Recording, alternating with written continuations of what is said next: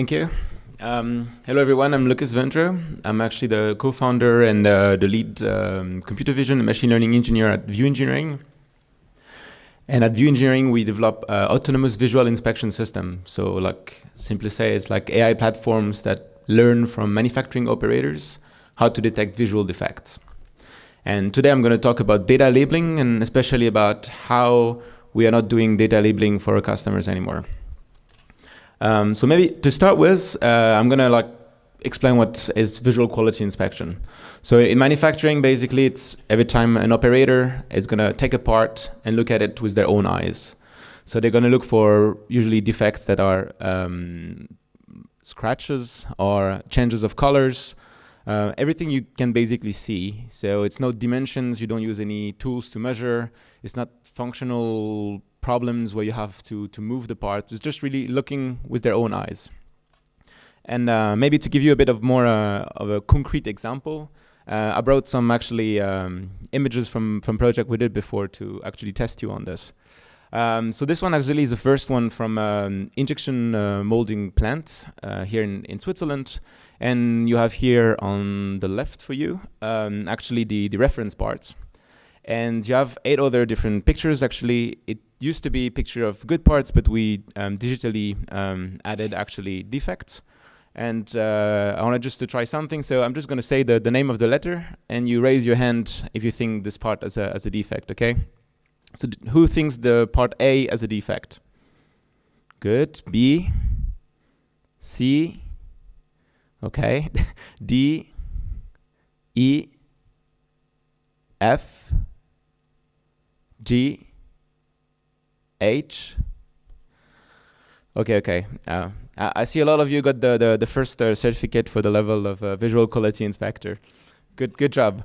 So maybe let's spice it up a little bit. No, it's another product that we worked on. It's actually a connector for high-speed trains. Here we're looking actually at the thread. It's a relatively small part actually, and they use actually a magnifying device to look at it. But let's try the same game, okay? So who sees a defect on A? B, C, D, E, F, G, H. Yeah, so I think we're a little bit more unsure about that one, right? Actually, those are the answers. To be frankly honest, even after working for a couple of months on that project, I also still have problem to really understand the defect. And even at the beginning, I didn't believe it. I was like, oh, this is like completely random, you know, like what are you showing me? But actually, we got all of their operators in that factory to actually label some data sets. And this one specifically, all of the image I'm showing you on this, it's the image that are green basically are the one where 100% of the operators say this is a good part. And the red one where 100% of the operators say those are actually bad parts. So those are like this very high confidence, good and bad, pictures of good and bad parts. But actually we went even, say, deeper into this project, trying to understand how this kind of subjective quality was happening. And in here we actually asked to their 2 best quality operator to label in that specific case, again, production data. So at some points they took basically 500 parts, a bit more than 500, from their machine when actually at that time the production was quite unstable, so it was producing quite some defects. So it was good for us, maybe not good for them at that time. But and then we asked them, hey, can you say if it's okay? So like the part is good basically. If it's DK or don't know, like you would ask basically either for another opinion from your colleague, or even you would go to the customer and show them the picture and ask, hey, is this good or not? Or is it not good or NG? And what's very interesting here actually is the end of the table. We have 2 highly trained quality operators that with very high confidence, one say, hey, this part is like perfect, you can send it to the customer. And the other one say, oh, this part is like the worst, you should not send it to the customer. And the problem for this customer of ours actually is that their customer was also like this. So there were parts where they actually didn't agree at all on the aesthetic of the threading. And in that specific case, that actually costed a lot of money to this manufacturer, because every time their customer was not happy with the aesthetic aspect of the threads, then they were sending back the full batch and asking for full reinspection of all of the different parts. So very, very problematic, and that's actually at that moment that we came in to help this manufacturer. The project was going pretty bad for them. They were actually not making any money because they had way too much part to reinspect, and they were definitely losing the trust of their customer by shipping bad parts. So they were looking basically for a way to standardize this visual quality inspection. And as you've seen from the image, it's kind of very easy to have a different opinion about what is good and what is not good. So here we came in and actually we used our own platform in that specific case to help them. So maybe one little note about this this manufacturer. It's a relatively small manufacturer, so developing very high precision parts for niche industries. And this specific parts actually was quite of a small series, and they didn't have the budget to get an automation machine. So all of the inspection is actually done manually, and that's what you see here on the picture. They were using this digital microscope basically to put the part under it and look at it. So what we did actually was just integrated our platform inside of the microscope to just basically get the data from it and have the operator just say, hey, from the data, is this basically a good part or is this a bad part? The goal was to basically collect the best data possible with the less friction possible from the operator side. And that worked actually pretty well. So like in less than 2 days, we could collect more than 10,000 data or label data directly from our customer.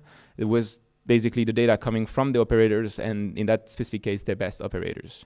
And using that data, we actually trained a model, or like set up an inspection pipeline that was 70% accurate. So in that specific case, when I mean 70% accurate, it means like for 70% of the parts that were presented to the system, then the system could say with a very high confidence if this part was good or bad. And for the rest of those parts, actually, the system was asking to the system operator to basically give a second opinion, or maybe even a third opinion from, for example, the quality manager.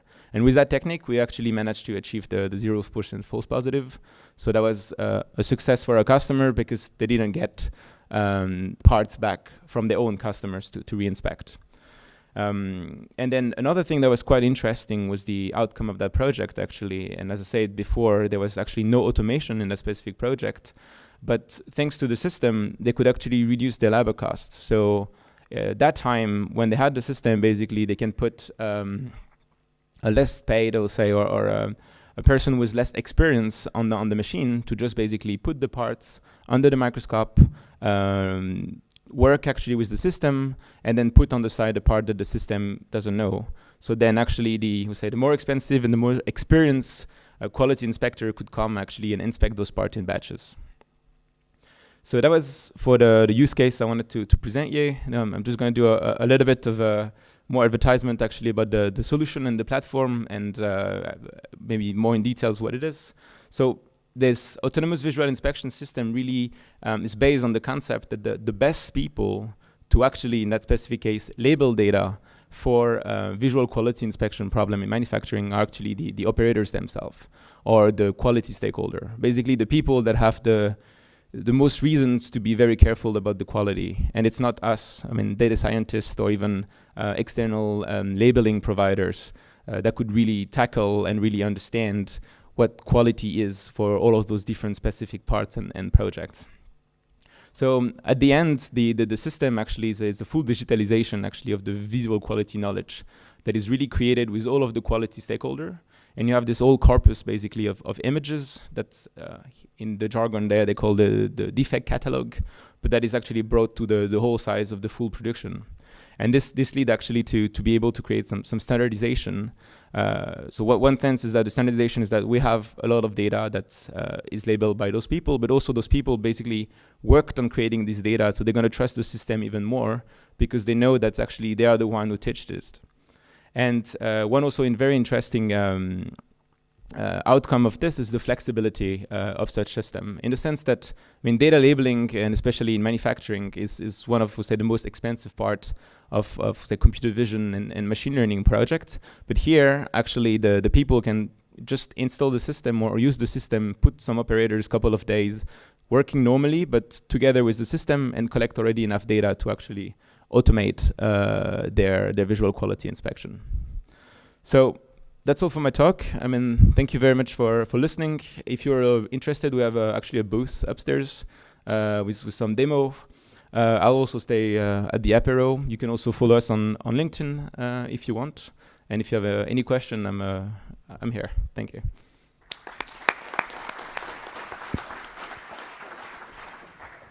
Any questions for Lucas? Did I speak too fast? You're on time very nicely, so okay. Congratulations on that. Yeah, hi, thanks, very nice talk. So yeah, visual inspection is really cool, I think, as well. So I was wondering, so how much of it is like deep learning or AI things, and how much of it is also classical image processing that you're using here? Do you mean in image processing, like how do we take the final decision if it's good or bad? Or yeah, just in the whole pipeline, right? Do you pre-processing with classical things, or do you directly apply some deep learning networks, or how do you do that? So there is some pre-processing. I guess you could qualify it as classical pre-processing. But then what takes the final decision, basically, it's a deep learning model or a couple of deep learning models, basically. Okay. Does that answer the question? Yeah. Any other questions? Huh?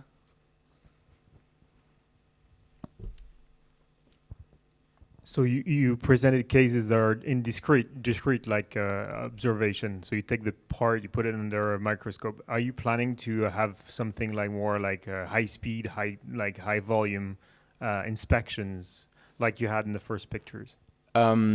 Yes. Yeah, we worked actually with other project where the production rate is way higher. In that specific case, I think it was the most obvious on how this subjective quality is basically having an incidence on the production and on the bottom line actually of the manufacturer. We also have been mainly focusing on like the small part that we showed you, or like the biggest part. But we are a software provider basically, and so one of our limitation as well is the data capture. So we work usually with manufacturers that already has data capture system or that has the capabilities to actually build their own data capture system.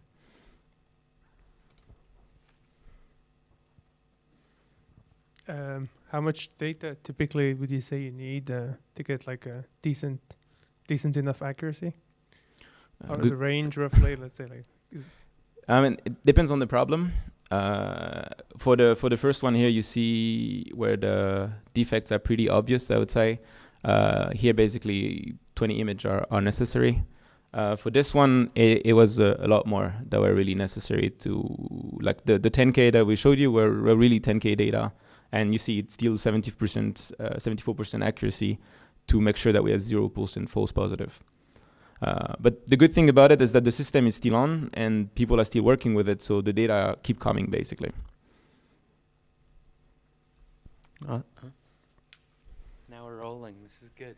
Just one last question. Are you able to explain why the decision was made, like saliency maps or something like that, to interpret? You mean in this example? Yeah. Basically, what you have to look at is the way the light is reflected on the thread. So it's like the aluminum part, and there is this type of vibration that is created by the tool when they're producing it. And I don't know if those pictures are the best quality to see it. Like to look at them, usually they have like very big screen, high definition. But you see it like it's basically the pattern on top of the threads that is actually a little bit different. And you see it even better if you can basically turn also the parts. But in case of picture, it's a bit harder, but you see it as well.